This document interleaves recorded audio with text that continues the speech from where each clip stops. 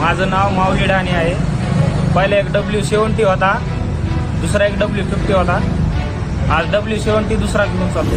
माझं नाव अंगद रामेश्वर जगदाळे, राहणार तुरा, तालुका पाथरी. माऊली व मी पार्टनर आहे.